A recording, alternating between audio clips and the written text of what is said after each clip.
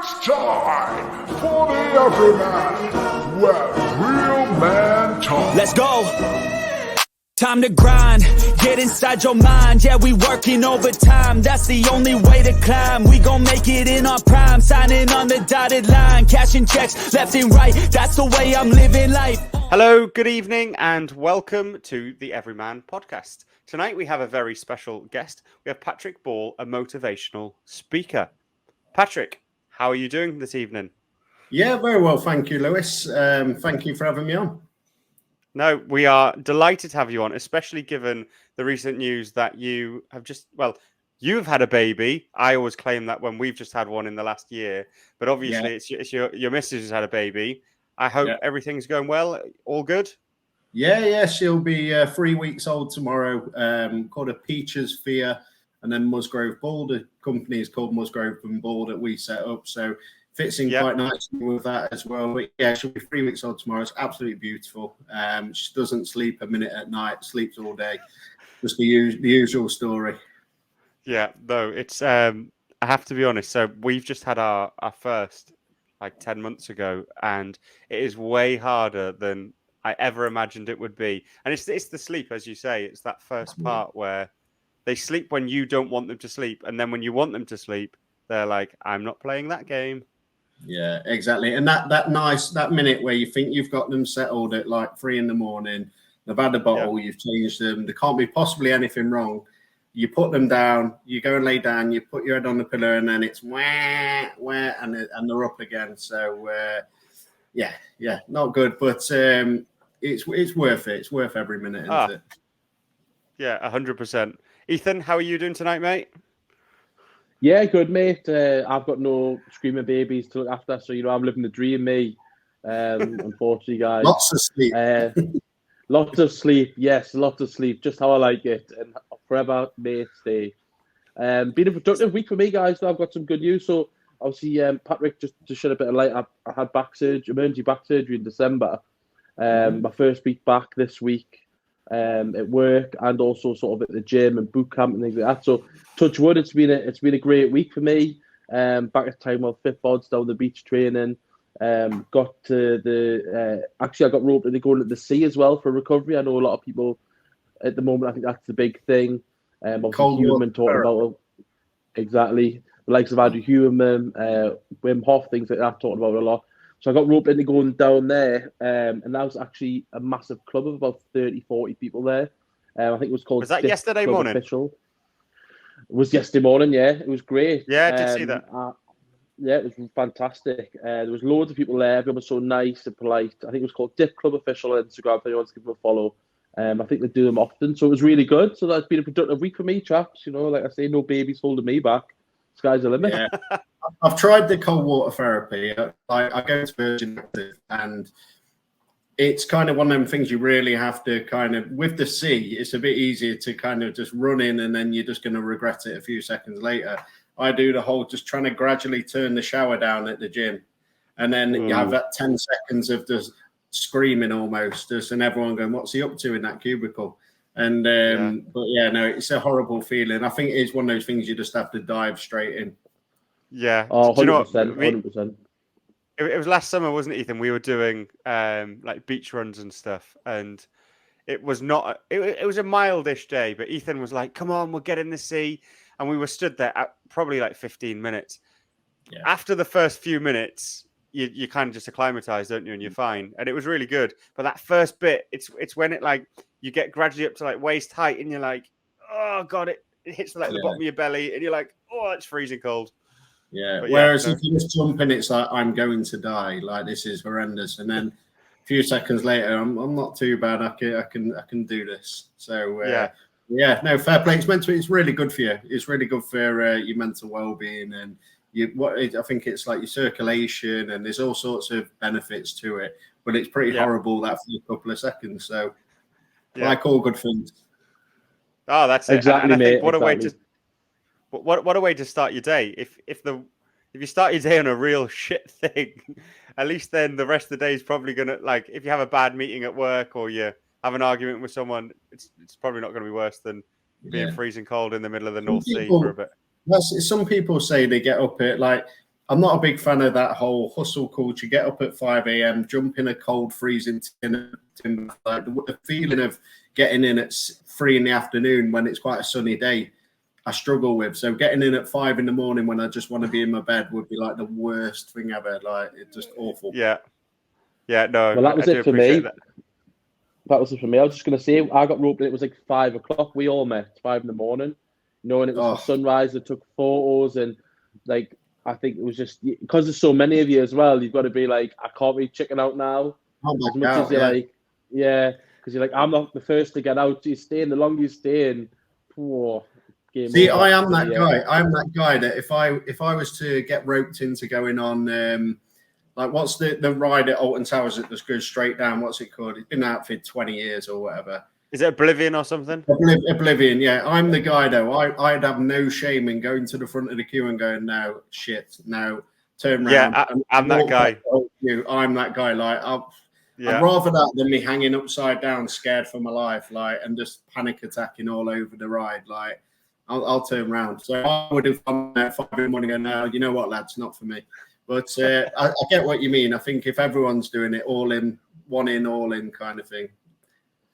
Oh, 100%. Yeah. Well, I'm the opposite, me. Like my other pal, not this Lewis, my other best pal, Lewis. Me and him always used to be, like, I'll do it if you do it. And you get in some serious trouble doing that, sort of not having that mentality. But no, it's great. Yeah. What about you, Lou? How are you feeling? How are you doing? Yeah, really good, mate. I was just saying to you before, wasn't it? It's a week today till I go on holiday for a couple of weeks, and I am just really ready for it. It's been a hard year. Obviously, I've been promoted at work. We've just finished doing the house up. We've had our son, and when you're just like, wow, it's a week till I get to spend 2 weeks in the sun and do pretty much fuck all for 2 weeks, not think about work, not think about the 9 to 5 every day stress. So yeah, I am very much on that. Just get this next week of work out the way. I'm in London for a few days next week, and then I'm all on my annual leave. So very excited. Yeah. So Patrick, it would be great for you to probably introduce yourself a little bit further to our guests. Obviously, I've described you very simply as a motivational speaker. Just an introduction into probably who you are and some of the work that you do, and then we can delve deeper into your story. And I'm sure from reading the information you sent over to me, it sounds so interesting and something that a lot of our listeners and even me and Ethan will definitely be able to resonate with. Yeah, fantastic. So I'm Patrick. I run a business called Musgrove and Ball with my partner, Sophie Musgrove. And it's actually Sophie, I think you got in contact first. It was, yeah. That kind of told me to reach out. So essentially we set up a business last year. I've been in recovery coming up to 4 years. It'll be 4 years in July. I was your typical kind of party boy, and obviously we'll go into that kind of story, but it was kind of party boy to blackout artist over a number of years. But my background was in sales. So I worked in the corporate world for about 15 years. I'd done a little spell in the building trade before that. And it was just kind of that progression. And what we do is we go into businesses and I share my life story of kind of, not every addict or someone in recovery has got this horrific childhood that led to trauma, that led to this addiction, that impacted on the life. The business is all about educating companies. And the idea is that we go into businesses and we train their HR managers, wellbeing champions, on how to spot addiction in the workplace, how to make events less alcohol centric. But we tend to go into the big corporate companies, so like your Virgin Actives and so on. We launched in about September. And like I say, it was off the need of noticing that businesses didn't know how to deal with addiction. They didn't know what it looks like. And what we essentially show is that anyone can suffer with addiction. And the main bits we go into is the drugs and alcohol, but that can be gambling, porn, sex, anything, eating disorders. And we go in and we kind of educate them on what to look out for, how people's behaviors can change. They could work there for 4 years and could be in their 4th year. They might not even be a big drinker, and it could escalate. They could lose a loved one, or split up with their wife or husband and go down that path. And we also touch upon things like mummy wine culture as well. So essentially, that's it. We go into businesses. The hook is me sharing my story of addiction. When I worked in sales, I worked on big companies. I was homeless 3 times on that way. And it's just about then how I turned my life around, how I got sober, going into the priory. This is that we want to make businesses more approachable. We want to end the stigma, the anonymity side of addiction, of sobriety. We want to kind of help people be proud to say, look, I've got a problem, but I'm addressing it. You know, I need your help. I need my company to support me when I'm at my lowest. And obviously that ties into things like the suicides and, young men taking their own life. I know ladies do it as well, but it's that whole kind of journey. And we want to kind of really make an impact on the business world. Yeah, no, that sounds like some much needed work. And so previously, my background is education, actually, ahead of before I do what I do today. And so I work in marketing now for a large telecom/technology business. And I remember so I did a lot of work with like the MOD and lots of fairly large employers.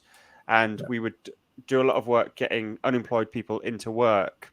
And they always said that a lot of their issues was actually keeping some of these people in work, because actually you find that people who've been unemployed for maybe a longer period of time, things like addiction and maybe some substance abuse and things just come into their life. And it could be things like boredom. It could be to deal with the stress that they have in their everyday life. It could be the fact that it's the way they cope with what they maybe have experienced previously.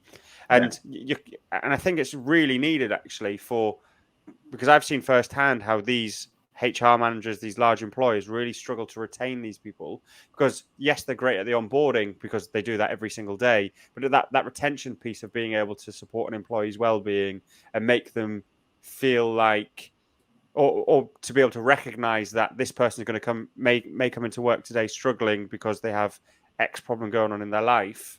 Yeah, lots of large employers and small employers, obviously, because they won't have the budget, just don't have the infrastructure internally to be able to tailor maybe a more personal support for that individual's needs. So it sounds like you're doing some really great work, and I'm sure I have a lot of following within HR managers, L&D teams, recruitment people. So I'm sure a lot of them will probably reach out after this, because it's definitely something that is needed.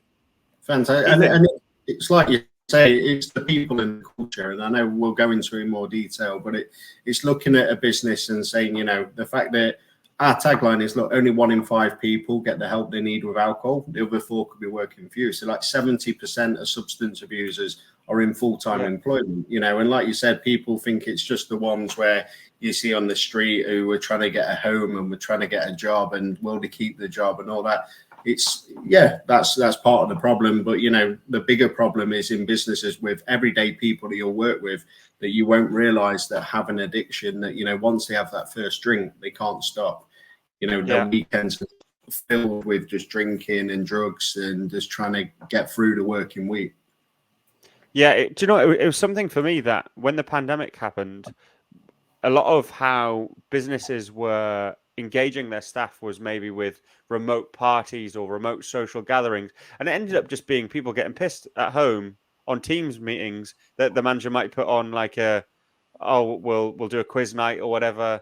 But actually through the pandemic, especially if I look at my friends group, there's a mixture of people who either got really healthy, cut out all the shit, exercised loads because we had way more time, or actually just started drinking loads and eating shit because actually there was nothing else to really do.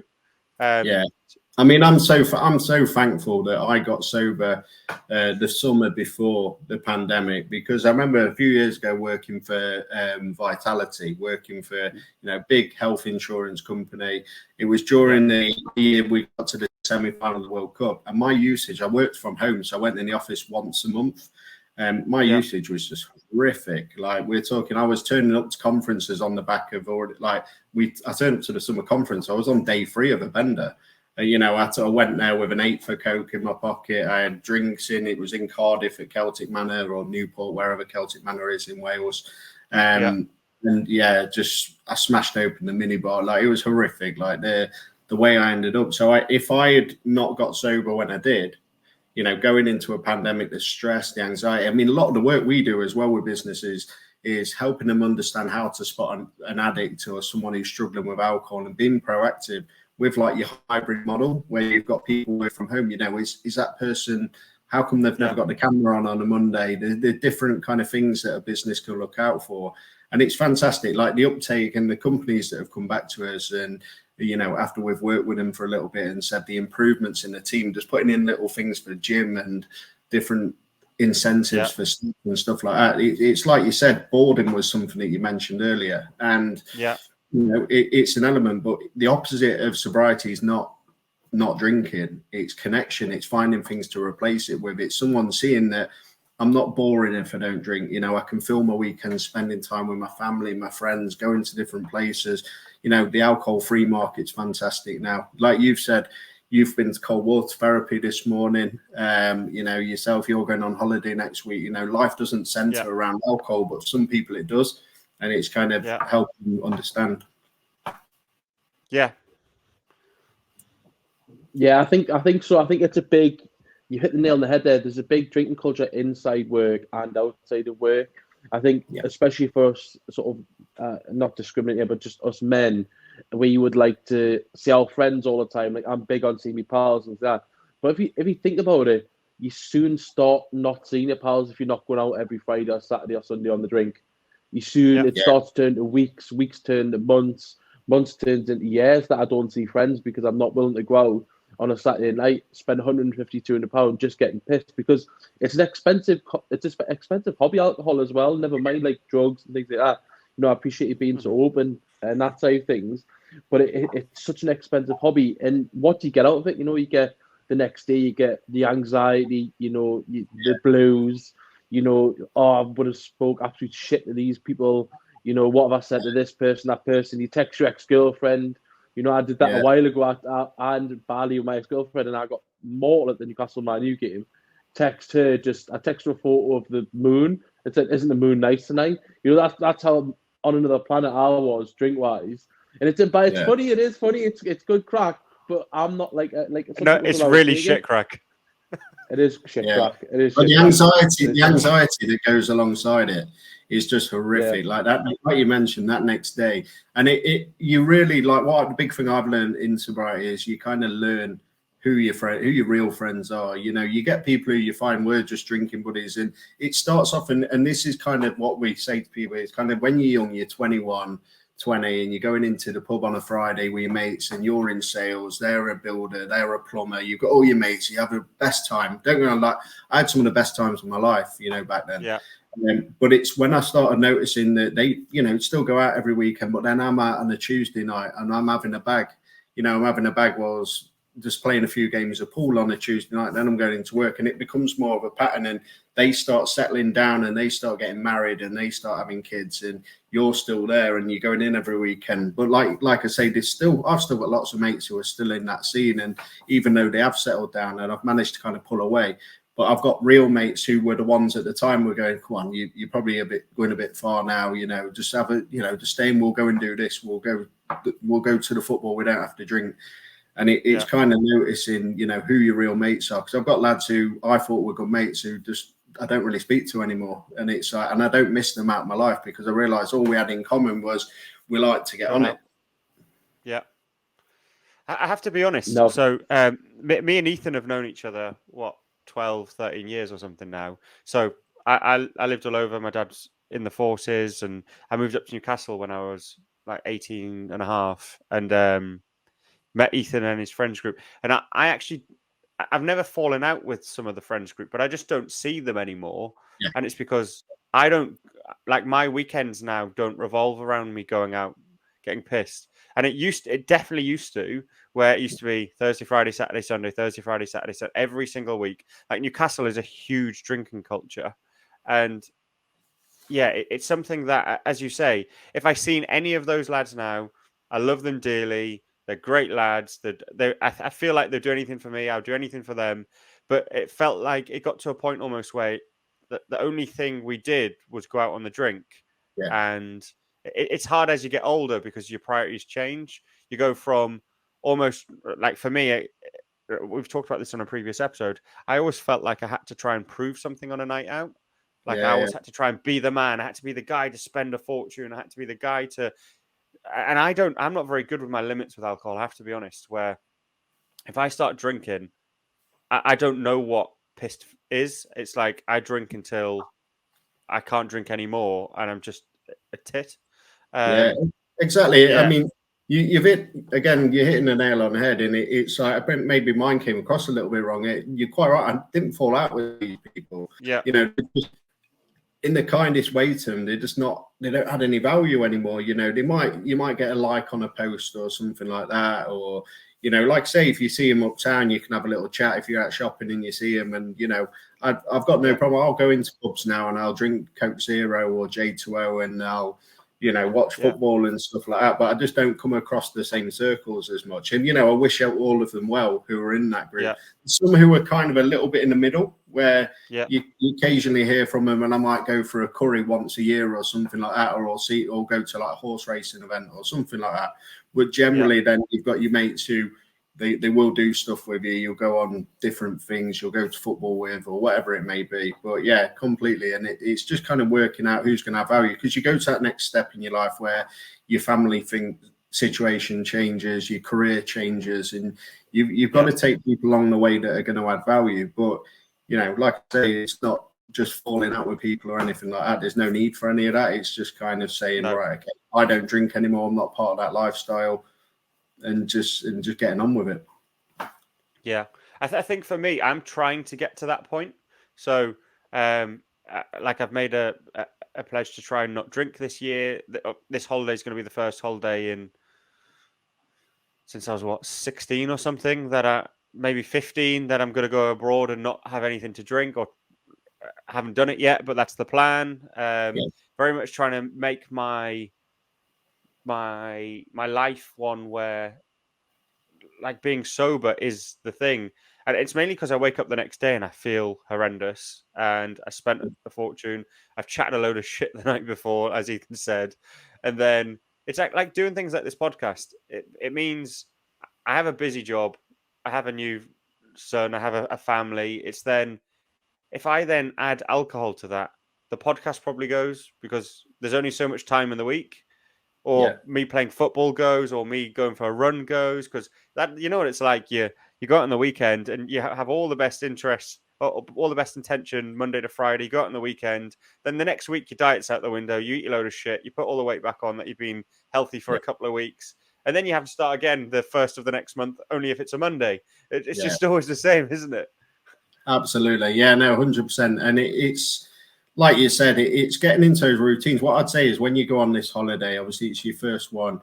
It was quite weird for me because the pandemic hit and then no one was going on holiday. So we went on a couple in the UK and stuff like that. But we went to Mallorca last year.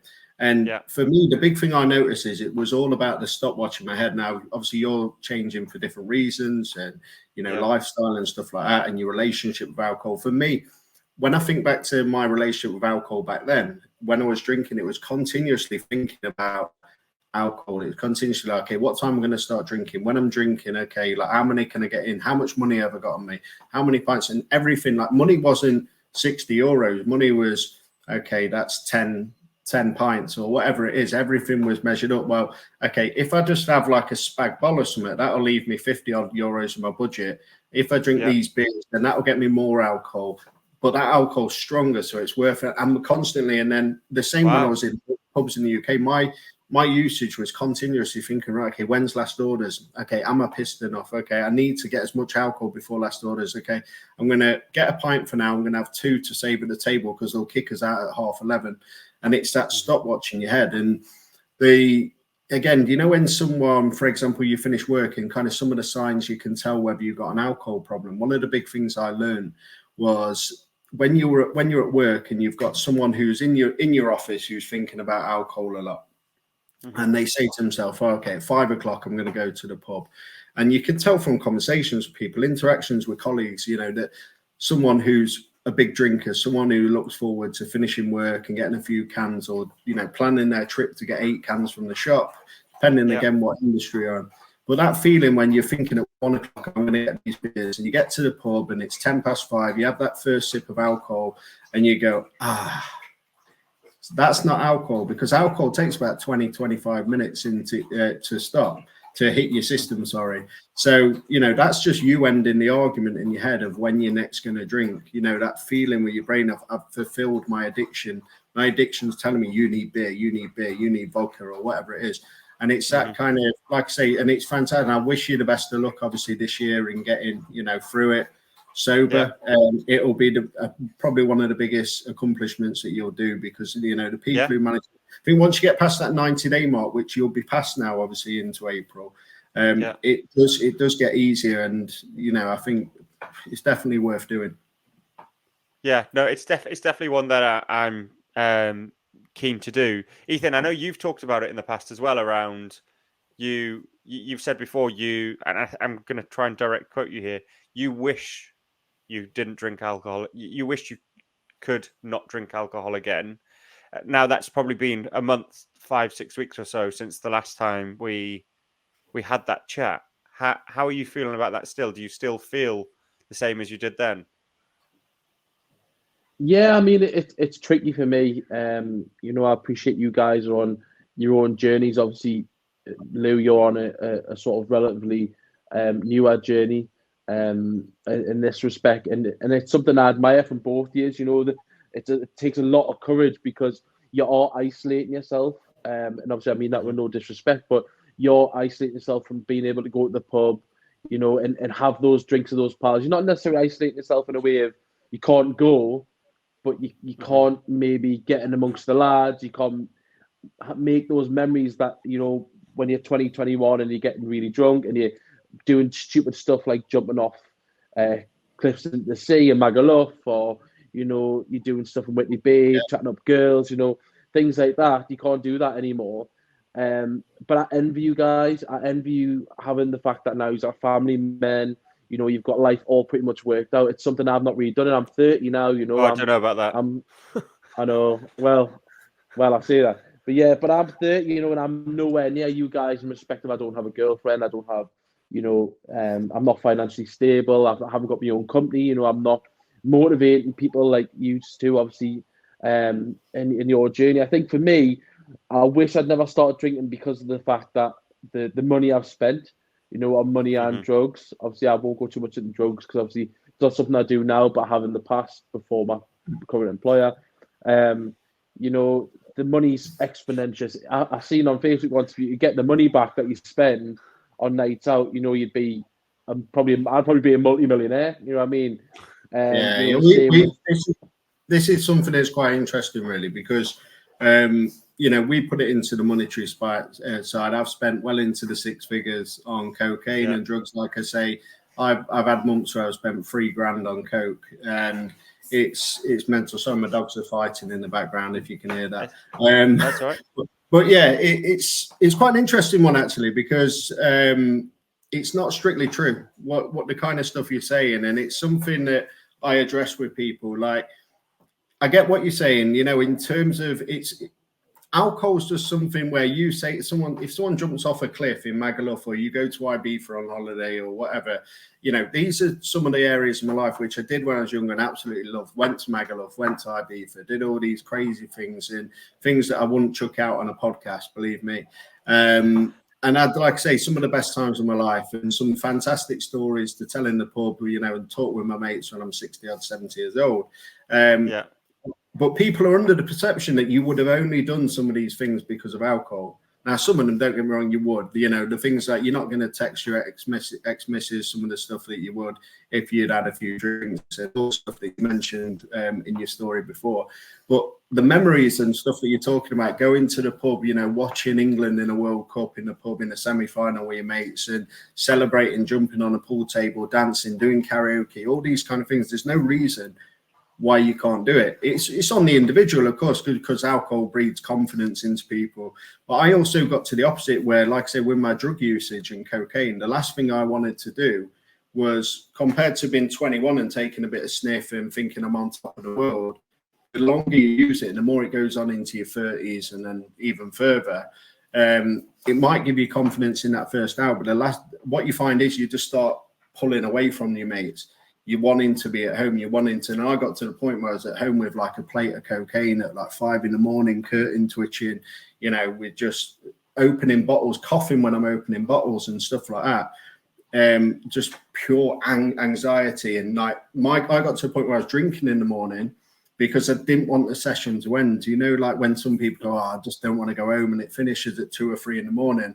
Mine would go on for 4 or 5 days because the thought of sobering up and facing what I'd done, some of it I would have been blacked out for, not knowing what you'd said, who you'd messaged, what weirdness goes on when you're on it.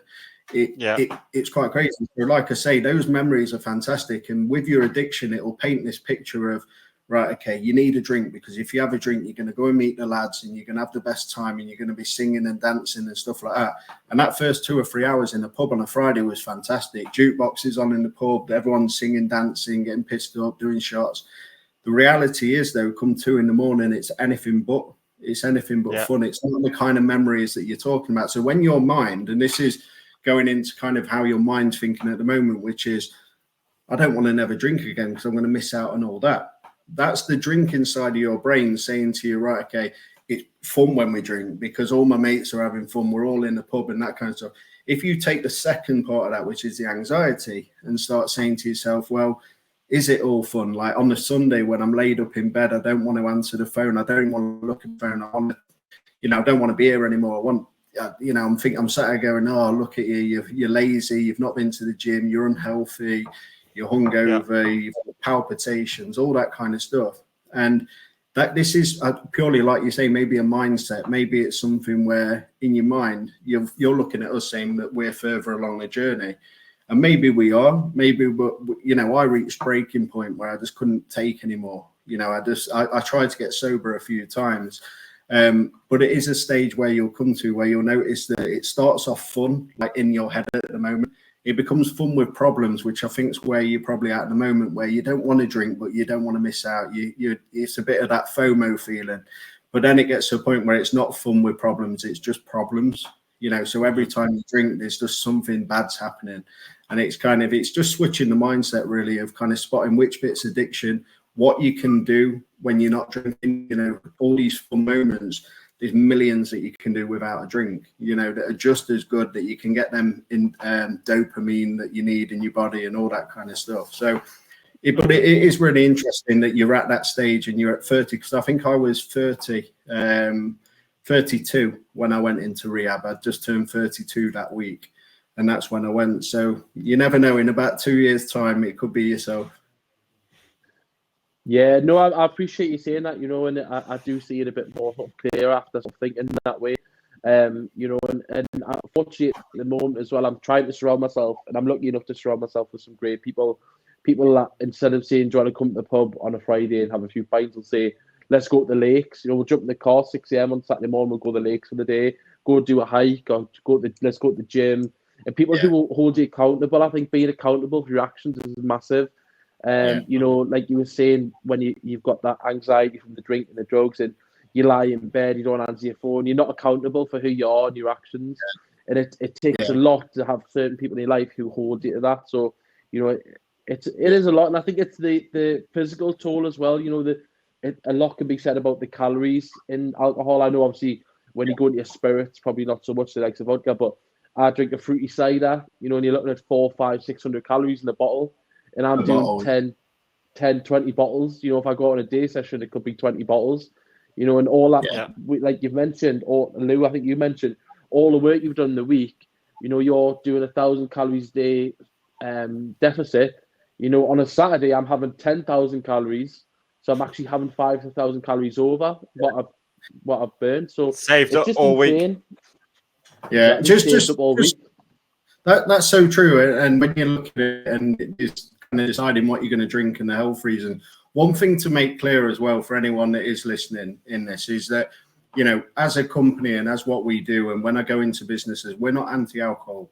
So in terms of it, I've been sober coming up to 4 years. Sophie's over 1,000 days. So she'll be 3 years next month, actually, in May.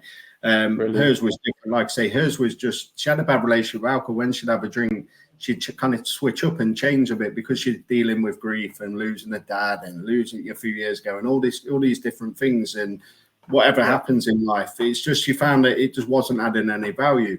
But we're not anti-alcohol. Now, the thing with yourself is that you might not have an awful relationship long term. Well, you might be able to get to a point where you can have that healthy relationship because you're replacing what you're doing. And it's not every night. You're not drinking even every week or something. You're drinking occasionally, but then the rest of the time you go into the lakes, you're doing all these amazing things, making good memories away from alcohol.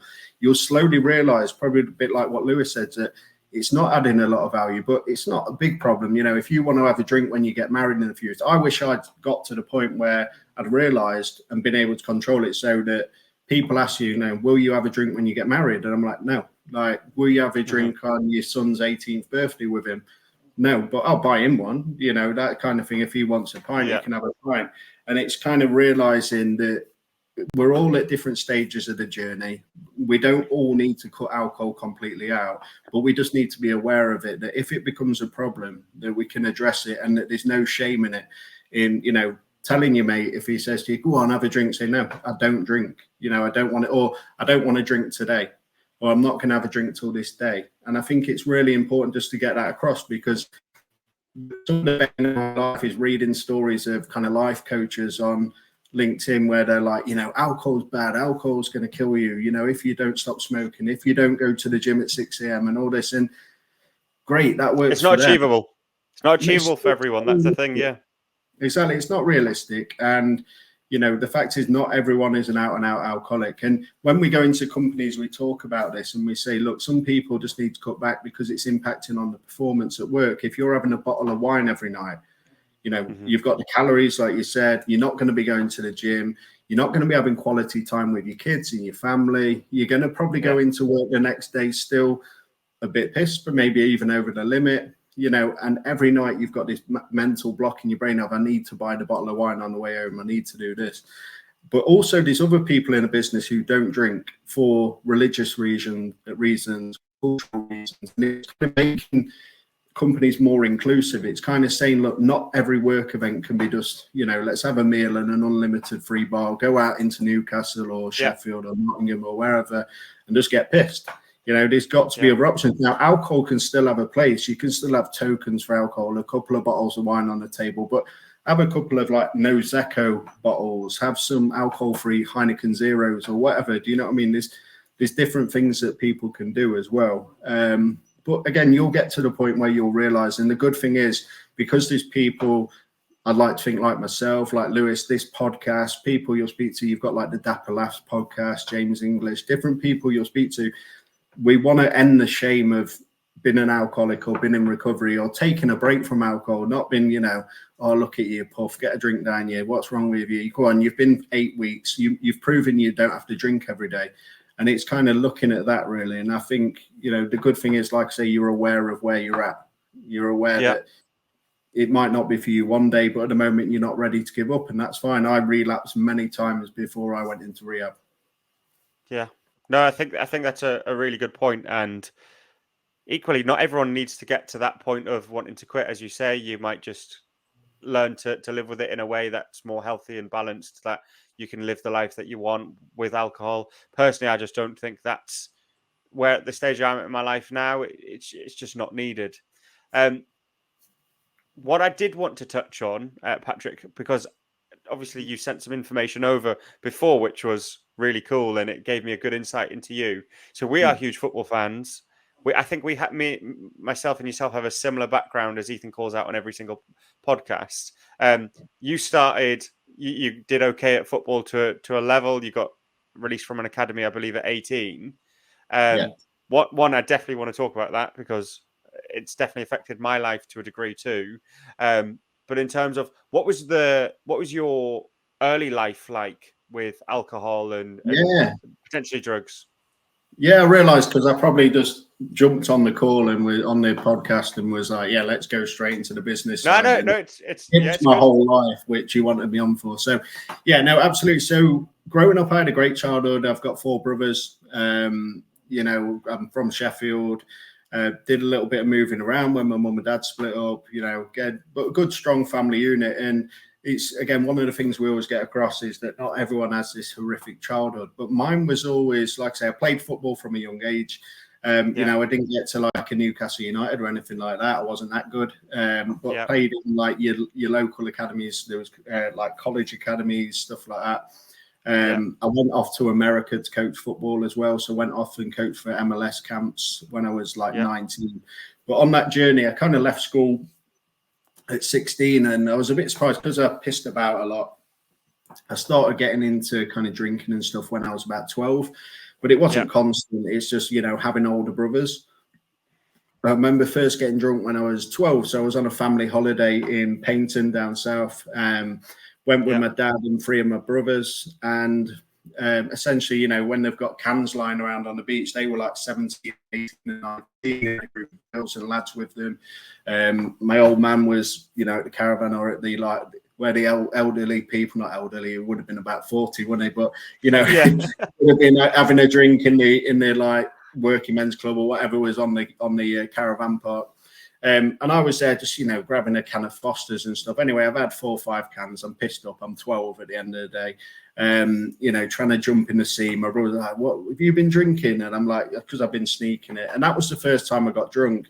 And did that at different family events growing up. And then when I got to about 15, 16, this is when I was started to drink before I was doing my GCSEs and stuff. Went to college, and it was at 16 where I just kind of I fell into it. I was kind of the face of the academy really, because we did all our also the theory stuff like BTECs and stuff like that at a college at Newark and Sherwood College in Nottinghamshire.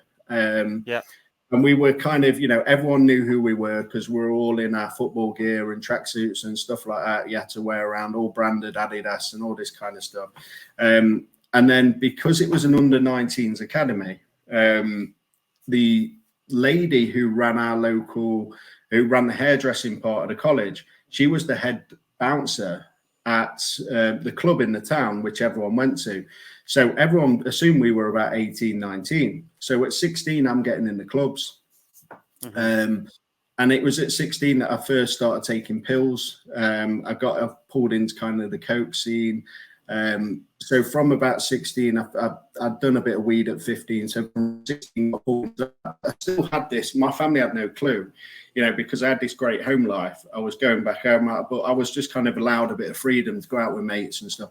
But it didn't start off like 5-day benders. It kind of started off with, you know, a little half a gram, you know, taking a pill but doing them in halves, or taking 2 pills on a Saturday and half a gram of Charlie, and it's just kind of it escalates from there. So you might have a date, go out on a Thursday night, student night, you know, 3 for 1 on bottles of VK in the club back then, all these kind of crazy little offers. But then, like I say, from 16 to 19, it was kind of just getting into it and just having it on a Saturday and maybe a Friday night. Going to I went to Magaluf at 18 and all this kind of stuff. And like I say, had some fantastic times. But I realised that I was getting pulled into this kind of lifestyle. And I thought, well, you know what? I've done my football. I'm going to go off to America. I'm not good enough to make it or anything like that. So I'm going to go off to America and coach. And when I was out in America, I'd had a year in the building trade. I was getting more pissed up in there, sniffing every week, and I was starting to earn, you know, back then probably about 300 quid a week or whatever it was. I'm 35 now, so nearly 20 years ago. 300 quid a week. That had I wouldn't really have any overheads in terms of like, you know, board and stuff like that. I don't really think I paid much.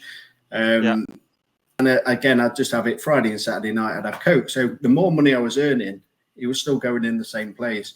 Wasn't superficial in terms of clothes and stuff like that. I'd still want to look nice in that, but I didn't go out and spend 120 quid every Saturday on new jeans and that. I thought, well, no, I'll go and buy a couple of bags, you know, go drinking.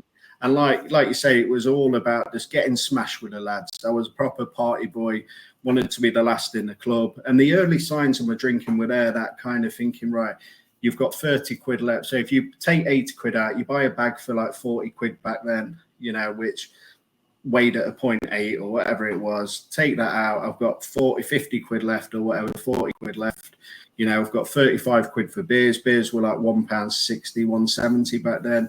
And like I say, all I would be thinking all the time is how many pints have we got left, like that. And then it was that rush of going in the cubicles with the lads, getting away with it, that whole kind of lifestyle of all the lads in it, you know, go and have a cheeky one yourself. And the old lads then taking you under the wing and saying, go and have some of this, try this is rocket fuel.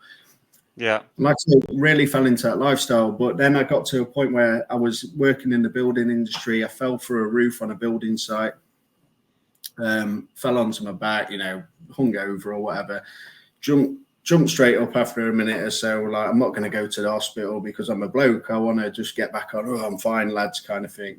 Yeah. And it was kind of just all madness. It was kind of then went to America. And when I was in America, you're living with families in like mansions and stuff like that. You're drinking. You've got cookouts, as they call them, but barbecues every night, swimming pools. Living, and you're going from like one camp to another one. So I was in New England, like Boston area, Massachusetts, and you're going from a house to a different house every week and all these different parties. And again, I met a girl when I was out there who was 32. I would have been 19 or just turned 20. We started seeing her out there, got in a relationship. You know, she'd drive and pick me up. She was half Italian. But her family, it turned out, were mixed up in that they were part of the Boston Mafia. Yeah. So got mixed up with that. Saw some piles of the biggest cocaine you'd ever seen, you know, that was being shipped all around New England.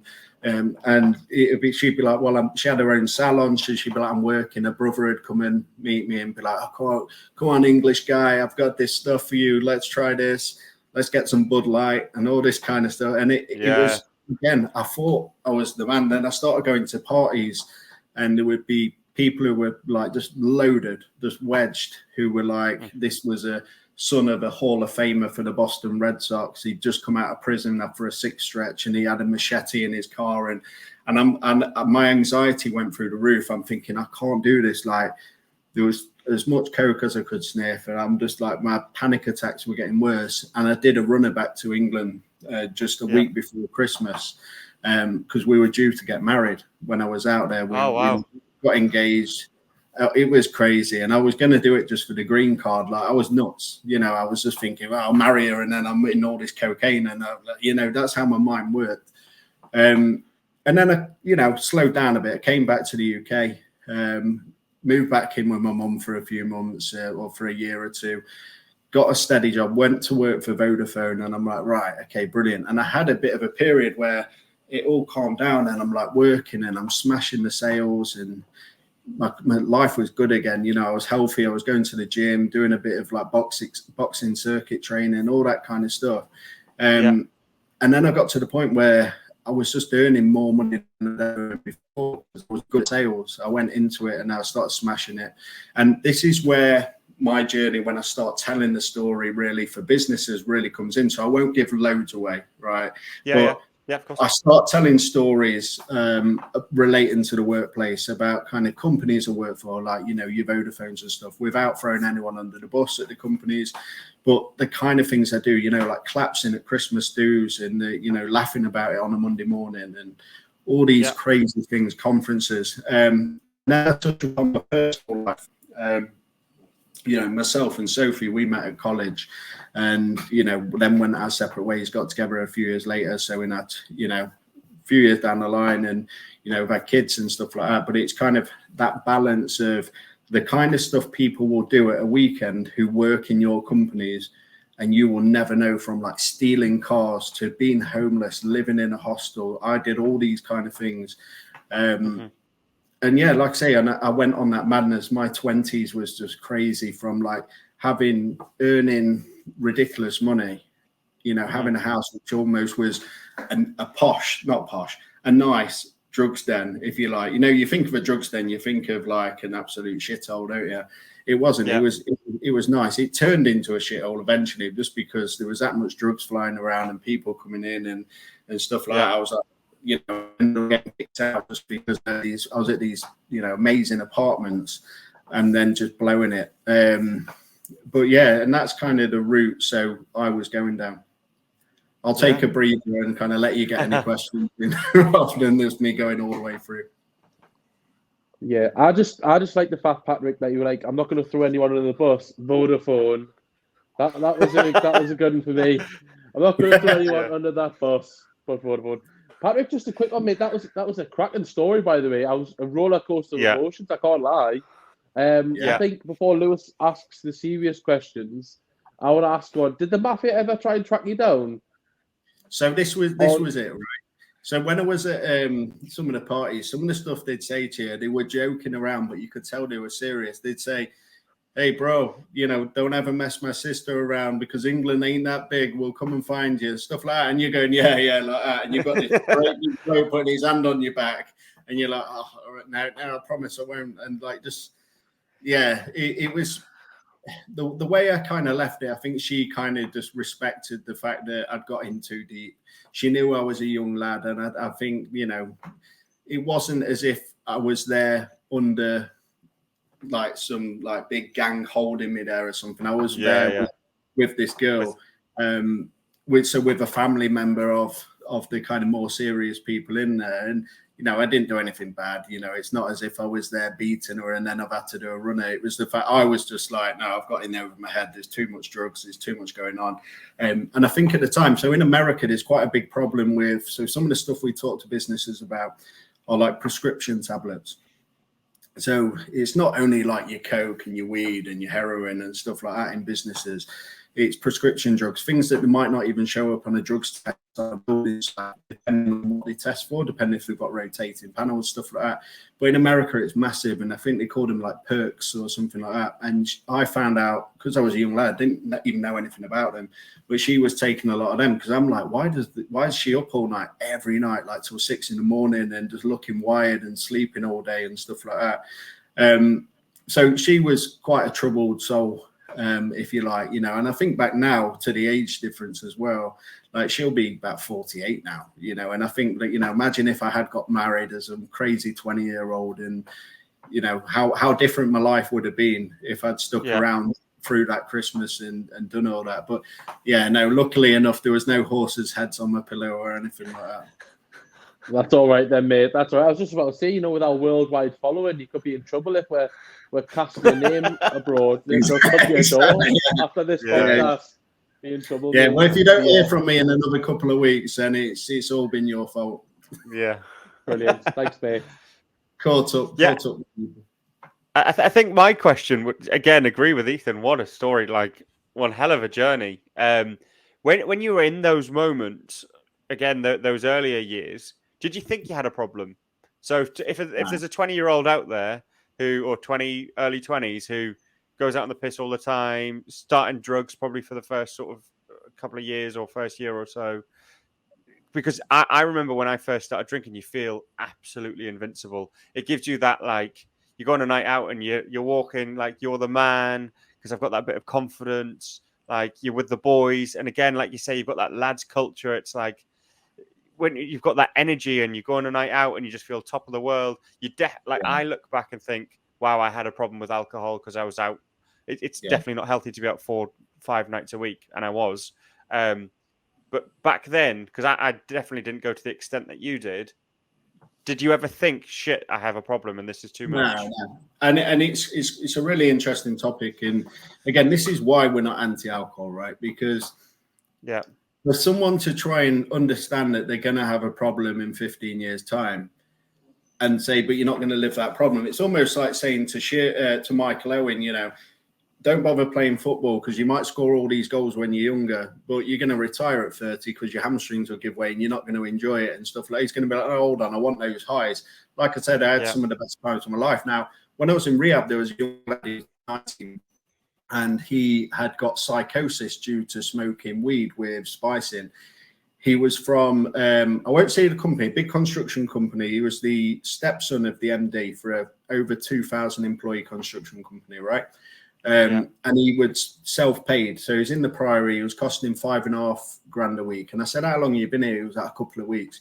Turned out he'd been in there 8 weeks, right? By this point, he didn't remember the first 6 weeks because he was that out of his nut, talking to chairs and stuff like that. And it had really got him, but he was from a really posh, well-off family.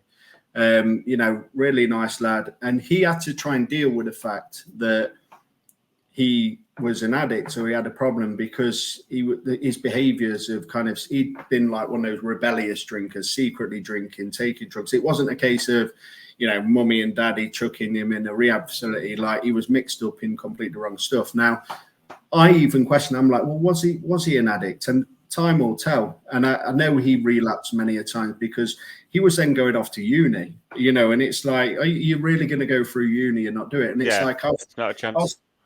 Exactly. And I'll speak to companies and I'll say, right, okay, when we're going in, I'm not interested really too much in your young lads, 21, 22, who are drinking at weekends, popping the odd pill at a weekend and going to IB for a week or two, getting out the nut, trying to, shag who they're doing, all these different things, that lifestyle. It's part of growing up. It's one of the things. However, I would still want to talk to them. It's a bit like doing daring at school with the young kids, innit? You still want to do it. What relevance it'll have down the line, don't know. But if we can go in and share a really powerful story that relates to them and say, I went to Magaluf, I did this, my mate fell off the 3rd floor of a balcony in the Ibiza, all these kind of stories. And we tailor our story. I tailor my story based on the company I'm speaking to, the industry they're in, whether it's construction, my roof story comes out. If it's sales, my, conference story comes out and claps in here and there, and what the kind of shit that I've done, like messaging a marketing director off my nut at 2 a.m. who's some inappropriate message, whatever it is. Do you know what I mean? There's all these kind of stories, because then they go, oh, right. And for those young people who are like 21, 22, if we can get them just to remember the story and go, oh, I sniff it a week and I do this, but I haven't got a problem. As long as we can have that impression where in a few years' time they go, what he said a few years ago, I know now that I can speak out, because my big problem, and I mentioned Vodafone, was if I knew, I went through disciplinaries for like lateness and stuff like that. I'd won like best UK young salesman. I'd won different awards. I was one of the top sellers for the whole of Vodafone. And it was lateness in the end that caught me out. Like ridiculous thing, because I'd won awards that year and all sorts of stuff. And they ask you in your like disciplinary, is there anything we can do to support you? Is there anything? And you go, no, it's fine. I'll be better. I'll be on time. And they sit there going, well, you've triggered all these things. Like, I'm sorry, but you've got to go. And even the lady I remember back then who let me go cried. She was like, I don't want to let you go. You're so good, but rules are rules. And you've told us there's nothing we could do. Now, looking back, if I'd known that I could speak to them and say, look, I'm late because I've got anxiety, because I'm drinking too much, I've got a coke problem, I need your help. Whether I would have took the help back then, I don't know. I would have asked for it and maybe but if I'd been educated on what drugs are doing to me, the dangers behind it, the fact of what it does to your mental health down the line, the fact of the money side of things, my whole outlook could have changed a bit. I might still have gone on to be a madhead in my 20s and just do some of the craziest shit in the world, but at least I would have had that education, because even when I went into rehab and stuff like that, I didn't know what I was doing. I just rang Bupa and said, look, I've got medical insurance. How do I get into rehab? My doctors turned me back. I went to the odd Cocaine Anonymous meeting, Narcotics Anonymous, all that kind of stuff, but I didn't know how to get sober. So having someone like me come into a business and say, look, this is what happened to me. I was just like you. I was from a good family. These are the kind of stories I'd done. I'd stolen vans on nights out. Then on the Monday, gone and got 20 sales and stuff like that. And people go, fucking hell, I've done that. You know what I mean? And, maybe I've got a problem. And it's just kind of the bit I want to end, the bit that really is like my driver is the anonymity side of things. So I respect anyone who wants to be anonymous, and the whole way of anonymous, people not being ready straight away to admit to everyone they've got a problem. But there was a documentary on the BBC called Inside Recovery. I don't know if you saw it. It was about a month or two ago, and it was about Alcoholics Anonymous. No, I don't think I've seen that. So it was on the BBC. It's probably on iPlayer. I'll watch it. Yeah, have a watch. It's a good watch, and some of the values in the 12-step program are really good. And I've done the 12-step program as well, but I'm not in AA or anything like that anymore. I do AVRT, Addictive Voice Recognition Technique. Okay. But on this documentary, basically, the faces were distorted and the voices were changed, and these were people who've been in recovery like 18 years, and I think they were doing it from an angle of, look, it's anonymous, but how are we ever going to get rid of the stigma and get your HR directors and your people managers to understand that you've got an addiction and understand what it's doing and why it's impacting on your performance, but you're still a good guy. You're still a really good salesperson, but you're battling an addiction and you need help. How are we going to do that if we don't admit to people that we've got a problem and that we're seeking help? Or, we're ashamed to even tell our own family members or friends that we don't want to drink, and we make up stories like, oh, I'm driving, or I'm doing this, or I'm just having a break because I've got work early in the morning. And the truth is that you just don't want to drink, but you can't say it because society tells you if you don't drink, you're not cool, or you're bored. That's it. And like that. That's it. So for so many people like yourself, you don't want to go to the pub and drink, watch football and play pool, because you're thinking, well, if I do that, my mates are going to have a right dig at me. They're going to call me all sorts of names through banter, which is, I'll have to laugh at the best of them. But that's the truth behind it. That you don't want to be the one who's looked at, and you don't want to be the one who's not mad enough to do all this crazy shit at the end of the night. Yeah, it's almost admitting. It's like admitting the weakness, isn't it? It's saying to everyone, because I'm at that stage now of probably removing myself from social situations instead of having the awkward conversations. And we talked about this before, actually, around like lads banter, and I love it. Like, I love absolutely ripping my mates to shit, and I love them. I actually get a really weird kick out of them having my life, because I find it a crease. Like, I love them taking the piss out of me. If I'm having a shit day, it just makes you laugh. I'm almost like, I'll bite back with really crap bites, so then they'll rip me more, just to like, all right, I've had my laugh now, life's good, sort of thing. But it's different when it's a real thing. Like, if they're taking the piss out of me for being bald, or they're taking the piss out of me for not sounding like a Geordie, but even though I live here and all that sort of stuff, like, it's funny. But when it's going, actually, lads, in a serious situation, I'm not drinking because, you know what, it's not what I want to do, and I want to be healthy or whatever. Everyone's like, fucking hell, that's a bit serious. When you come out for a few pints, why are you bringing the tone down? Like, it's almost like that, and you feel like you're a bit of a dick for doing that. But a really interesting point that you mentioned about people putting a face to it. Recently, we had Chris Maples on, who previously was the a director for Spotify, so VP for Spotify. He was on. How was he on three episodes ago, Ethan? I think we haven't put it out yet. It's on the horizon. Yeah, so Chris was talking all about him getting to when you're reporting into Daniel Ek yourself as the founder of Spotify, and you hit that career real height, and the pressure of drinking and again cocaine, and his life eventually hit a breakdown because he didn't admit it. He said he was struggling with it, and that was the way he coped with his stress, and like he would almost hide himself away and just go and get pissed, and and people like Chris, or people like yourself, or one day me talking about things, whatever, Ethan, like, that's what will help people, because as you say, doing it anonymously on the BBC, whilst it's great because the topic conversation's out there, we need faces and real people to say, I am this real person, like, I fucked up, this is how I fucked up, please learn from my mistakes so you don't do the same shit that I've done. Because you know what? It just destroys your life. Absolutely. You know, when you look at, you think back to yourself of what an alcoholic is, and I go into business and say, what's your idea of an alcoholic? And they say, oh, the old man who's drinking every day in Wetherspoons has 8 pints, and you're going, fucking, are you out again?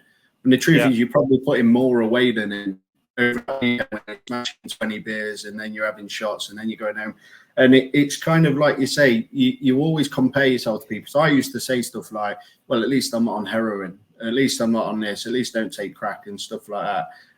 But there's a saying, isn't there? You know, where there's a few different sayings. You know, first the man takes the drink, and then the drink takes the man, and that's where it gets to the stuff that you've mentioned with your friends, which is like, you know, where they just can't stop or they want to hide away, and then they don't want to drink because of the anxiety. Because, like I said, that whole feeling of being anxious and not wanting the fear the next day was the reason why I started drinking in the mornings. I'm like waking up when I already can't face reality. And I got to the point with my drinking again, and I'll come into it in my story with businesses where some jobs, there was one job where they rang me up the next day, the director of the company, and it was only between jobs. And he says, "What are you doing?" I said, "What?" And I'd been out, he'd been away for 2 days, and I'd had the office to myself, and all the other lads were in a different part of the office. So I had a bender while I was at work ringing clients trying to sell prepaid funeral plans, right? Oh, God. And he went into the office. There was still bits of Coke on my desk. Yeah, there was empty Strongbow dark fruits cans in the bin in his office bit as well. And he said, "I would have covered for you," because he liked it himself a bit, but not to the level I did. But he said some of the lads who walked in the office and gone, "What the hell?" And some of them were young lads who were like, they'd never worked for a company. They hadn't been around that scene. He was like, "I've got to let you go." But that's the stage I got to where in a working day, I'd be selling a policy to a 70-year-old man for him and his wife for health insurance to cover him for his old cancer condition or whatever it was, really serious stuff. Yeah. And it might be 10 in the morning, I've sold a policy, and then at 10:30, I'm nipping next door to the Bessemer in Sheffield and having a pint, or nipping to Lloyd's around the corner. Then I'm having 2 or 3 on my dinner. And then after, and I'm constantly just going to the toilet just to splash my face with water, just like thinking about my next drink. There'd be days as well, though, where I could go 2 or 3 weeks, 4 weeks without having a drink, because an alcoholic doesn't necessarily have to drink every day, but it's that relationship with the drink. You know, when you can have an alcoholic who can complete dry January, because again, it's the stopwatch, because they're saying to themselves, "I'm not going to have a drink till the 1st of Feb." Now, I don't think I ever did make it all the way through, because I used to be with my drinking as it progressed, and the 4 or 5 day it wasn't possible, because obviously there's a danger when you're drinking at that level of, if you come off it completely, you can have fits and all sorts of, you know, epileptic seizures, all sorts of stuff. But there's a lot of people who will justify themselves by saying, "Well, I don't drink on a Tuesday, Wednesday, Thursday. So if I drink Friday, Saturday, Sunday, you know, and maybe on a Monday, I can't have a problem. I'm not drinking every day." And it's this piece. This is the key bit for me. It's the education to businesses of what it looks like. And I think when we go in, what we do is, when we share the solutions, we look at solutions for businesses. So you've mentioned cold water therapy. You know, we look at one of my old companies. We put into place a gym scheme where every Tuesday and Thursday, you know, because we were during the pandemic, people could go to the gym on a Tuesday and Thursday. You get an extra half an hour dinner, so you get an hour and a half, right? Because you've got like mums and dads who can't go before, they can't go after work. So we'd say, "Look, go Tuesday for an hour and a half, you know, have a bite to eat on the way back. Thursday, do the same." And it meant on a Monday night and a Wednesday night, they might not drink, you know, or they'd eat better, or they'd make better decisions around the health, and they'd start going as a team. So then they'd go, "Well, I go on a Tuesday and Thursday, I'm going to go on Friday as well after work, or I'm going to do this."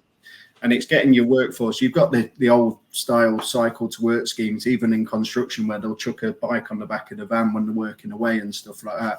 But it's finding things to replace the alcohol. And I think that's the key. The key thing is to, because if you just turn around to people and say, "Look, you can never drink again," and like you've said, Ethan, you know, you've not got a missus, or, you know, you've got all these different things, it's going to be very hard, you know, like to just turn, and that idea. There's a big thing in recovery about one day at a time.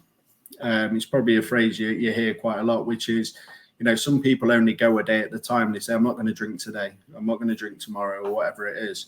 See, I'm all about kind of all in, because the way I look at it is, if I just invite my addiction back the next day and say, you know, "I'm not drinking today," it'll go, "Okay, no problem. I'll come and see how you are tomorrow." You know, yeah. Then I'll come back twice as strong. it's constant battle. It's kind of turning around all the time, going, I'm committed. I'm never going to drink again. I'm never going to take a drug again. But it's kind of, do I invite it back to say to me, right, okay, do you want to drink today? You've had a problem, you've had an argument with someone, you've had this and that. Just have a drink, because eventually I just feel you'll cave in. And it's really interesting when you go to all the different groups like CA, NA, AVRT, all the different mindsets, because I found Alcoholics Anonymous, there was a lot of people who would just go, I've not had a drink for 3 days. And then you'd go 4 weeks later and the same person, I've not had a drink for 2 days. I couldn't help myself, but hey, it's one day at a time, so I'm not going to drink today. And it's almost validating an excuse of, you are going to drink again, but you're just not doing it today. You might do it tomorrow. Yeah. Yeah. Almost putting off the inevitable, aren't you? It's like almost delayed gratification, because you're saying, right, okay, I've had day one without a drink. I might have one tomorrow, or I've got 5 days. And then when you have that pint, you're like, oh, I've earned it because I've had 4 days or a week where I've not drank. And you get even more of a buzz and satisfaction, or whatever the fucking word is, from it. You know what I mean? Never did we. You start saying to yourself stuff like, well, the longest I've ever done 16 days. So now I'm at 24 days. If I have a drink, I'll just start again, because it's not that. Rather than going, look, I'm up to this, because I still count the days to a level. Like, I don't know my exact number today. It's like 1,300 and whatever. But I know where I'm at in terms of months and stuff like that. But I just feel there's too much of an excuse with people where they go, well, and it's part of the addict brain. It turns around and it makes you complacent, because it'll turn around and go, look, how can you have a problem? You've not had a drink for 24 days. Go and have a drink. Like, I've not drank for 3 months. And I've seen people in recovery for like 7 years, 10 years plus, who have relapsed, and it's through something stupid where then they've just gone back spiraled out of control, where they've gone, well, I've not had a drink for 7 years. If I have a drink now, I'm not going to be like I used to, because my mindset's changed. And within a few weeks, they're back at the bottle every day. They're drinking every day. They're in a mess. And, I know people who, and there was a guy my dad told me about, because my dad went into rehab about 30 years ago, not for the psychological side, after a divorce and all that kind of stuff. But he was telling me a story about how he worked on a building site. He'd got sober for a few years, went out and had a drink, and because he'd been told he had a dodgy liver, and he thought, his liver had mended because he'd not had a drink for a few years, had a drink, started drinking every day. He was dead within 3 months, and there's so many of these stories. And what I was touched upon before was, when you look at who an alcoholic in a pub is, people have this perception, when you hear of someone who you go, right, okay, like an old family friend or something, you go, oh, he died when he was 60, he had a big bulbous nose and he drank every day, and he died. He was always going to die. He's a right pisshead. And then you're there at 20 odd, 30 years old, drinking every day. You're drinking every night. You're out Thursday, Friday, Saturday. You're drinking more than these people. It's easy to become that guy. But people go, I'll never be like that. I'll settle down when I'm 30. And you get to 30, you go, I'll settle down when I'm 32, 33. I'll settle down when I find a wife. I'll settle down. And then you get married or whatever. You have kids and you go, well, I still like a drink. So, I'm just going to go out every Tuesday with the lads, or every Saturday after football, and just have a pints on a Saturday and a curry. And it just goes on, and the age gets on. I know blokes in the 40s, 50s who are still bang on the sniff and that. And you just can't see it ending for them in any other way. Yeah, it won't.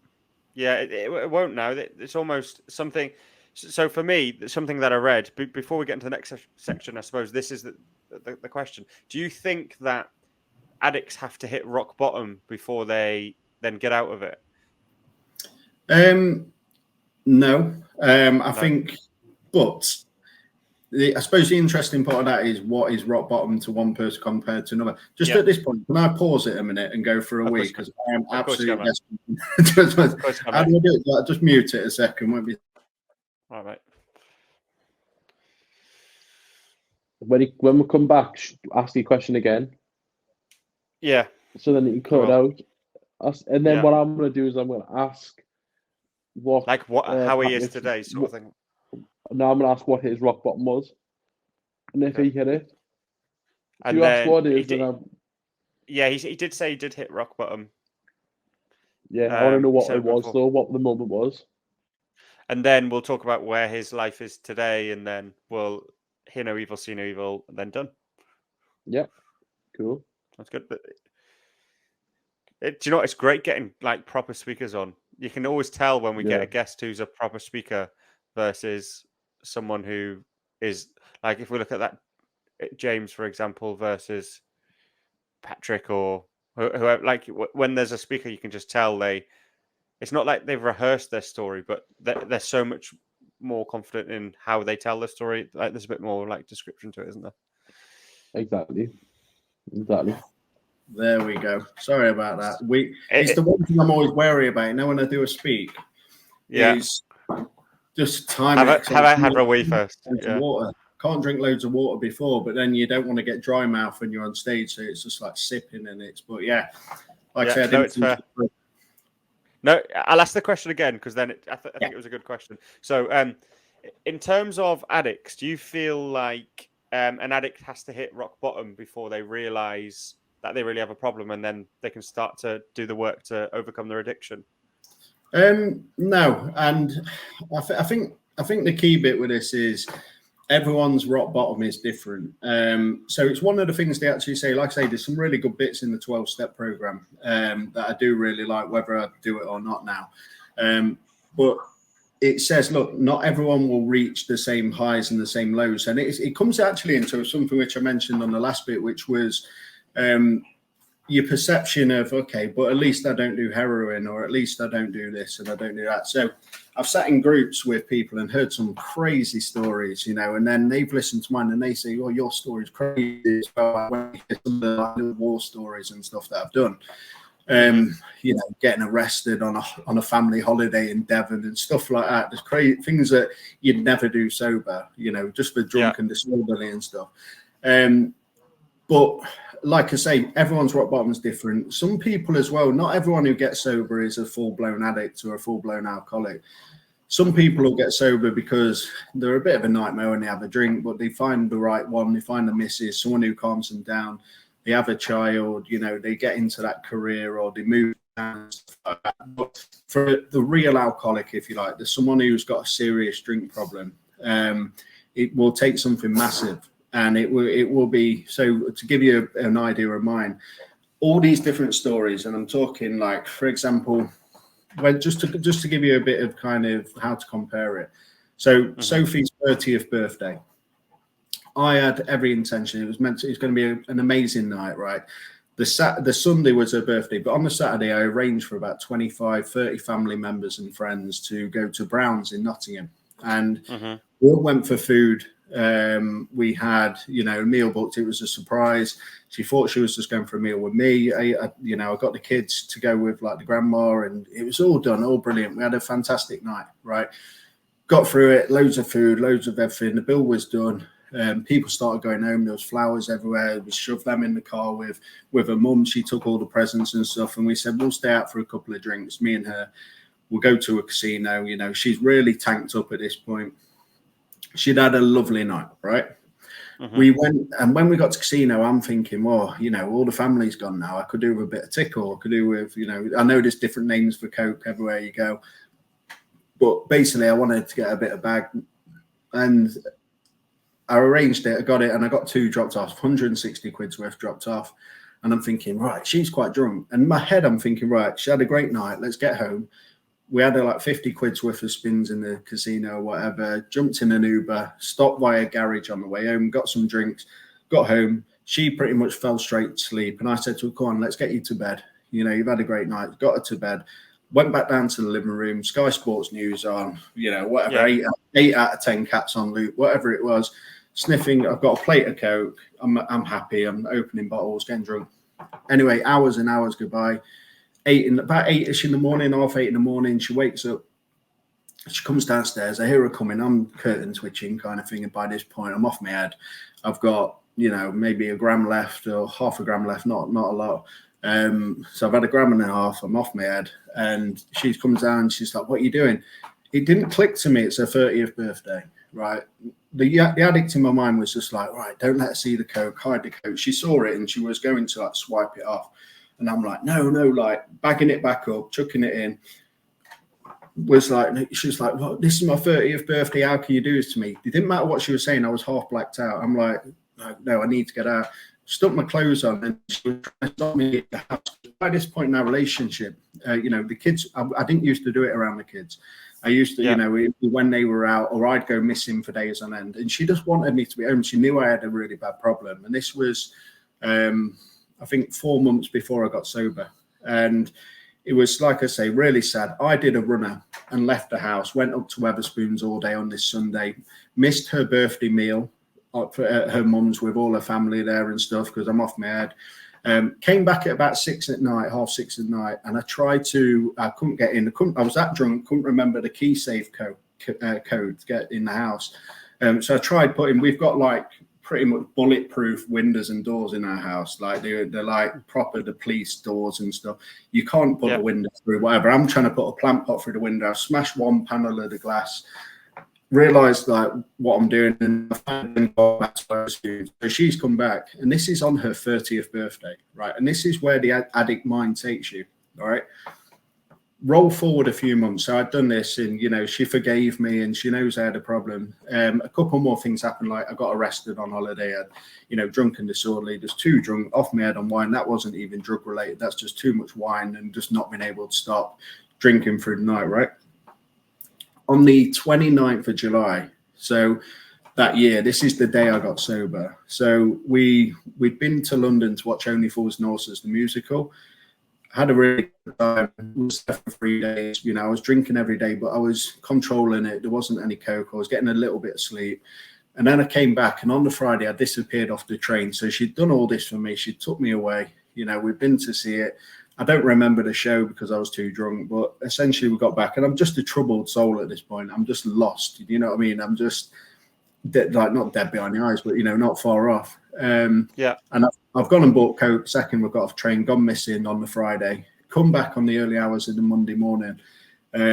Broken man, I'd spent probably $1,000. I don't know what, just absolute mess. I've been popping home, just like nipping in like when she's out to get my charger and get whatever, and just maybe have a quick shower and then back out. And I had some coke left, had some drink, and at about 8 in the morning on the Monday, I'd just finished my last bit of coke. I just put out in the house, the kids were getting up for school, like I say, and I was in this part of the house where they came in, and like, "Morning, Daddy. Like, how you doing?" All this kind of stuff. Why are you on the sofa, kind of thing? Because again, I didn't really do it. I didn't think they really knew much because I didn't do it around them. But I had to get in the house at some point, right? And I knew it was over. We'd fell out, and she said, "Look, I can't do this anymore." All this kind of stuff. So I was a broken man, but I was having pain in my chest. And I turned around to my lad and I was like, "Can you get me a drink of water?" And Turned around to my lad and said, "Can you get me a drink?"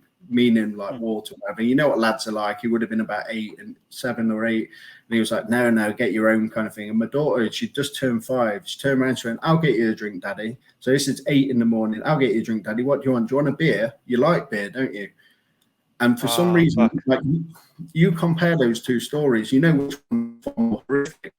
But it's that moment where just something broke inside me, and I'm like, I don't want to be this guy.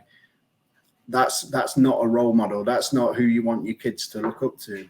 And it was at that point I was just like, right, cried my eyes out, went upstairs. The door slammed behind me. The kids have gone to school. She's gone to work, and that was it. I rang Booper. I didn't want to be here anymore. I wanted to. I didn't get to a point where I'm like, I'm going to kill myself. And that's when you've got to put your hands up, because I think there's a big difference between saying I don't want to be here anymore and actually envisaging doing it. And because I don't think I would have. Okay, I think you just didn't want to be in that situation anymore, and it got too much, and you needed to get yourself out of.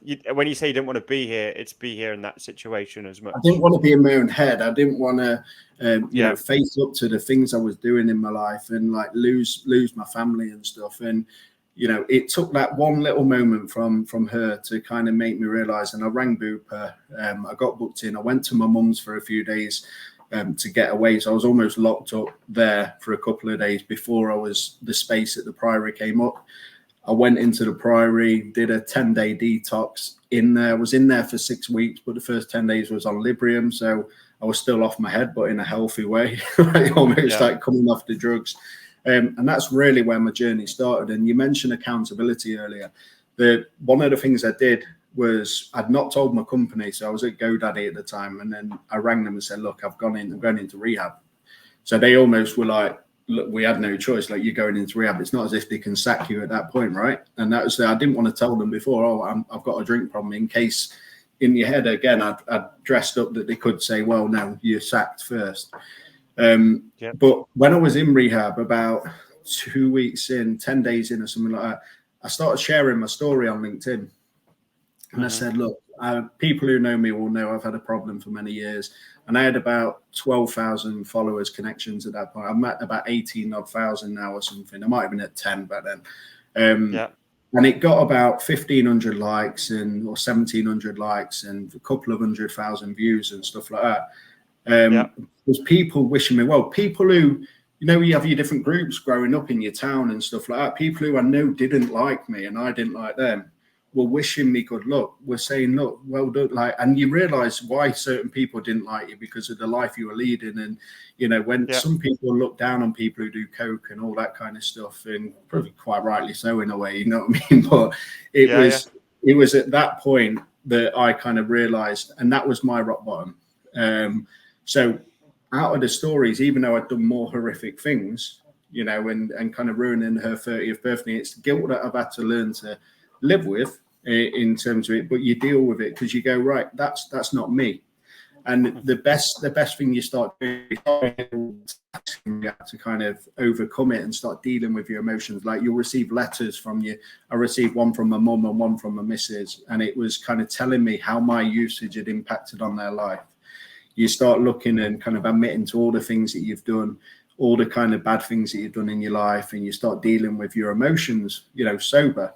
But one of the really telling tasks is you write down all these things like trustworthy, reliability, good dad, all these kind of things. Mark yourself out of 10, right? And you start scoring yourself like 8s, 9s. You think, I'm trustworthy. I'd never steal off anyone. I'd never do this.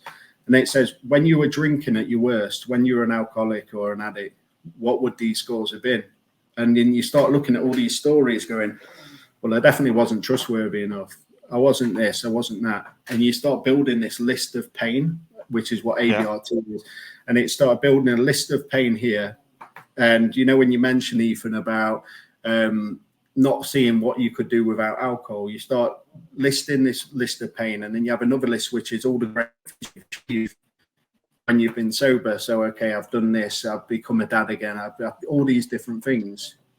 And you say, right, would I have been able to do that when I was this guy? And the answer is no. So every time then my head goes to me, "Oh, you need a drink, you've had a hard day, you've had this," I go, right, here's my list of pain. This is what will happen if I have a drink. These are the things I become when I've had a drink.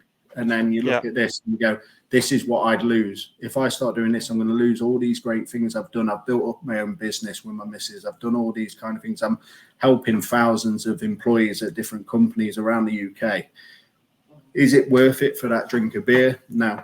And then it helps me kind of stay on the path, whereas other people, their rock bottom could be anything. It could be just losing a job. It could be splitting up with a missus because they didn't realize how serious the situation when they're drinking was.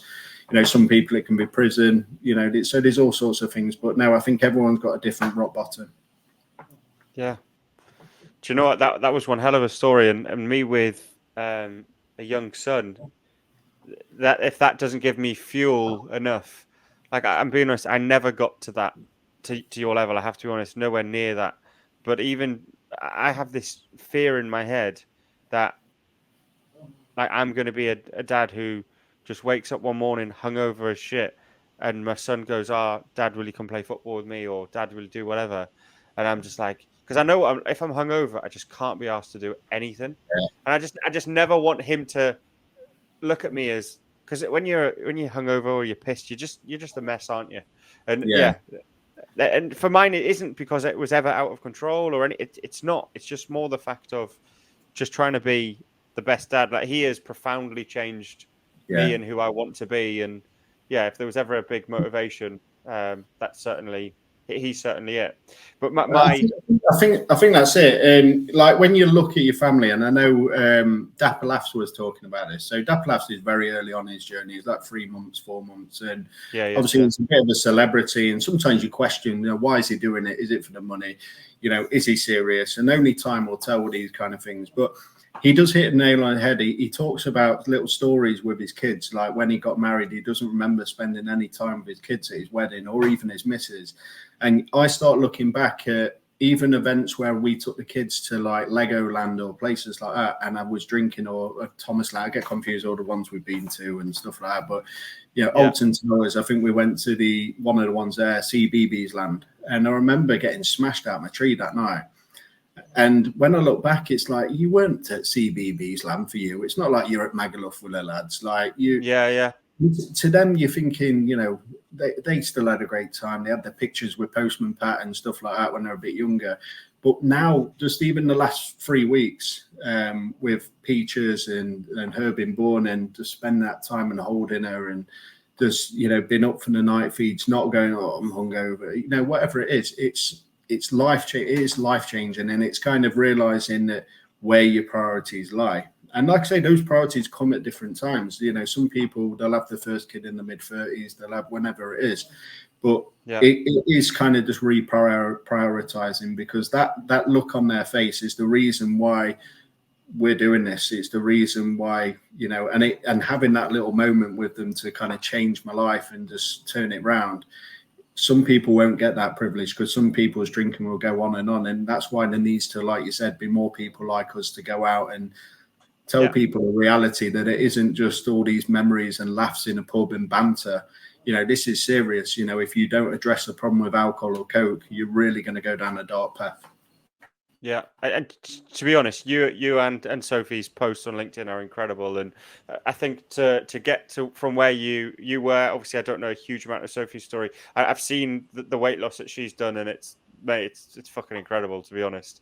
And the what you both have done in terms of turning your life around from maybe being in an unhappy place to where you are today is nothing short of inspirational, and you should both be super proud. And I'm great. I'm really grateful to, one, have you on, but two, have Sophie as a connection too, because I think you are both absolutely what social media should be, and as you say, not just setting people up to maybe live unrealistic expectations and stuff. But my last sort of question around this would be, and you've probably touched on some of it, what do you see your today and future looking like? Like, you've said you don't want to drink again, you've said you don't want to do drugs again, but what do you want your future to be? So great question. So there's two sides. There's the personal side and there's the business side, right? So we go into this because I'm passionate about it. I worked in kind of head of sales roles, enterprise sales roles, and did very well. And I chucked all that in to set up this business, and it was either going to sink or swim, right? And we'll go into it, and there's a mixture. So I'll go into big businesses, we'll do training, we'll earn good money, and I'll do other stuff where I'll do stuff for free as well. I'll always do the bit where I help the end people, but ultimately, my goal really is to educate over 1 million employees at different businesses over the next few years on alcohol and drugs. So that's the first thing, right? I want to end the stigma around alcohol and addiction in the workplace.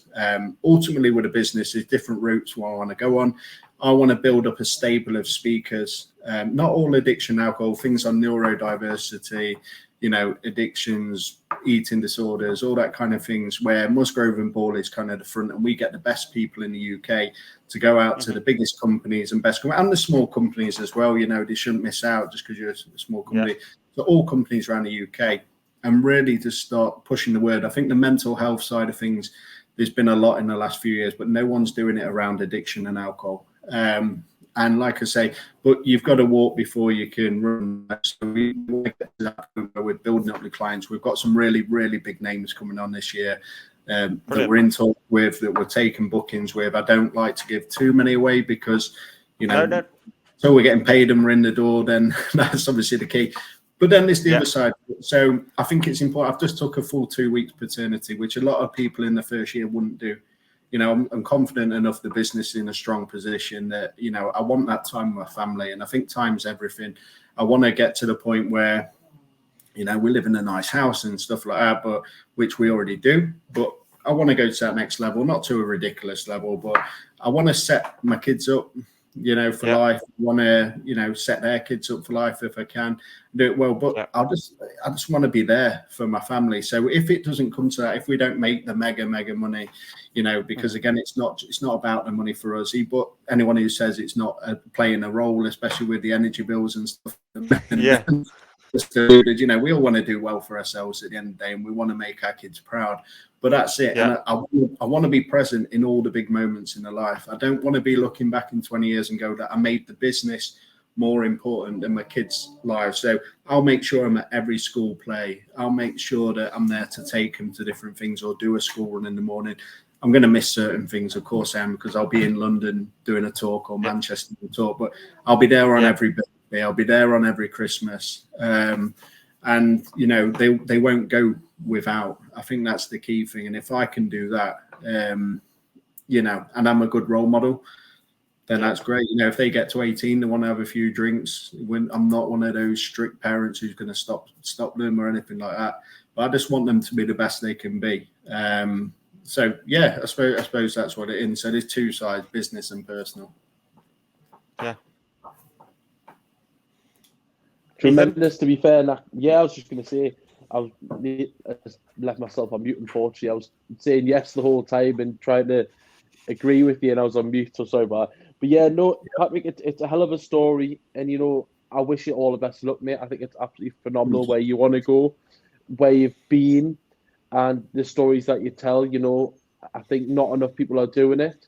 And I think it's something that the stigma should be broken. Alcohol, drugs, and as much as you're there, especially in the workplace, to work, that you have to look after yourself. There's not probably enough done in the rounds of employers looking after staff. I know myself and Lewis work for the same company, and there are a lot of avenues that we have, but we work for a massive corporation, whereas other companies, big or small, they don't have that support. And like you say, it's about removing that sort of aspect of maybe having the anxiety or being a bit shameful about it and being willing to accept and open up for help, for sure. I mean, something I would like to ask you as well, we do a segment on here called See No Evil, Hear No Evil. So I'm interested to see where you come from this perspective. So I'd like to know maybe a podcast or a book that you've listened to or read, whether you were sort of early on in your career when obviously you were involved with playing and coaching football, or whether that's something you do now to keep you busy when you're driving to like say, your conferences or anything like that. Have you got anything that you could recommend to our listeners or watchers? Something I mean, it all depends what you're looking for, right? Like I mentioned, the likes of James English and some of those ones. I'm a big football fan, Sheffield United fan, so I'll be at Wembley watching us get battered by Man City on Saturday. in the semi-final. So I like ones like Under the Cosh. And Under the Cosh is class. Love Under the Cosh. Yeah, unreal, isn't it? Unreal.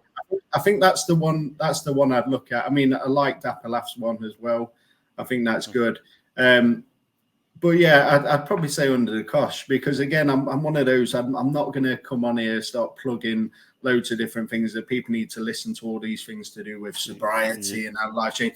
One guy I will plug though.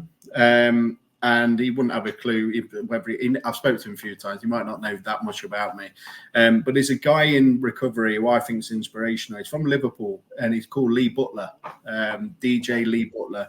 And if you go on YouTube and look, he's been on a couple of different podcasts. Now, I'm not sure, I can't remember the names of the podcast, but they'll have so many thousands of views. But the way he talks about recovery, he talks about addictive voice recognition technique and the session and like the stuff that it does to you. And lots of lads that kind of are involved in that scene of having coke at a weekend and then having the come downs and the kind of battles and falling out with the missus. And everyone's ringing, so-and-so's fell out with his missus, and stuff like that. He didn't come back till the Sunday, all that kind of stuff. And he talks about that. And I would recommend it highly. I can't remember which podcast it is, but you'll see it. If you put it in YouTube, Lee Butler podcast, Yeah. And it's one of the ones when people reach out to me and ask for help and stuff, I'll talk to them about, what's your financial situation? Are you able to get into a rehab? Have you got health insurance? All that kind of stuff. But also local groups, AA, NA, CA, because recovery is different for everyone. It's not a one size fits all. But when I notice they're kind of similar to what I was with the whole drinking and the using and taking coke and stuff, I'll get them to listen to this podcast, because they listen and they go, wow, like that's me. And some of the podcasts he's done about 3 that I've found. And one of them I've listened to about 3 times, just to refresh my memory. If I'm having a week where I don't feel I've got a lot of work done, I'll have it playing in the background when I'm like preparing a deck for a company or something. And yeah, I would recommend him highly. Yeah, love that. We'll definitely give it a listen. Great plug. Well, Patrick, that does bring us to the end of the episode. And what I would love to say is, firstly, thank you again so much for coming on. You have been a brilliant guest. Your insight, your personal lived experience, but equally your humility in opening up about your own experience has been one that personally I've gained a huge amount from. And Thank you. Super keen to see your business thrive over the coming years. If we'll always be happy to share like all that sort of stuff. I suppose for any listeners, how can they find you? I know you've got a decent following on LinkedIn. Are you on any other sort of social media platforms? So yeah, we're trying our best. I've just brought in a digital marketing manager who's trying to get up like our TikTok and Instagram. I feel bad because he's tried to get me to do a TikTok video on a certain topic for the last 2 days, and I've been like registering the baby, coming on this podcast, stuff like that. Yeah. So I promised him I'll do it tomorrow. But they're all the same. So they're all at Musgrove and Ball. On LinkedIn, it's Patrick Ball. Sophie's on maternity at the moment, but they can connect with her as well. The website musgroveball.com. So they can all find me. But LinkedIn's the one where I'm most active, and obviously that's where most of your HR directors and heads of health and safety and the people who we connect with, heads of wellbeing and jobs like that, they are. Yeah. No, fantastic. Well, Patrick, thank you very much for tonight. When you were off earlier, me and Ethan were saying what a wonderful guest you've been. And honestly, mate, wish you all the best for the future. And thank you for sharing your story. Thank you. It's been great to be on. And let me know when it's on, and I'll watch it back and see how I sounded. Fantastic. Appreciate it a lot, mate. Top man, Patrick. Thanks, buddy. Let's go. Time to grind, get inside your mind. Yeah, we working overtime. That's the only way to climb. We gon' make it in our prime. Signing on the dotted line, cashing checks left and right. That's the way I'm living life.